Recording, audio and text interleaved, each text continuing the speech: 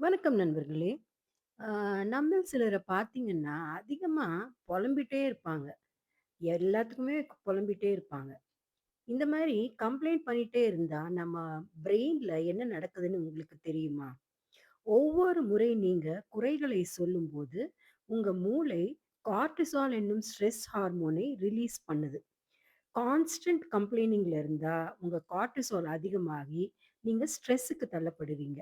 அடிக்கடி புலம்புறதால உங்க மூளை எப்பொழுதுமே ஒரு பய உணர்விலேயே அதாவது த்ரெட் ஸ்டேட்லயே இருக்குங்க. இதனால உங்க நினைவாற்றல் அதாவது மெமரி, டெசிஷன் எடுக்கும் திறன் மற்றும் எமோஷனல் பேலன்ஸ் பாதிக்கப்படுதுன்னு சைக்காலஜில சொல்றாங்க. சிம்பிளாக சொல்லணும்னா உங்க மூளை கிரியேட்டிவிட்டியை இழந்து ரொம்ப ரிஜிட் ஆயிடும். அப்படின்னா எப்பயுமே கவலைகளை சொல்லக்கூடாதுன்னு கேட்குறீங்களா? கண்டிப்பாக சொல்லலாம். ஆனா, சொல்யூஷன் காணும் நோக்கத்தோட பேசுறது தான் ப்ராசஸிங். சும்மா புலம்பிக்கிட்டே இருக்கிறது கம்ப்ளைனிங்.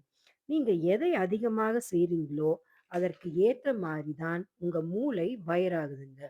அதாவது நியூரல் பாத்வேஸ் வயர் ஆகுது. நன்றி உணர்வையும் அதாவது கிராட்டிட்யூட் மற்றும் தீர்வுகளையும் நோக்கி உங்க கவனத்தை மாத்துங்க.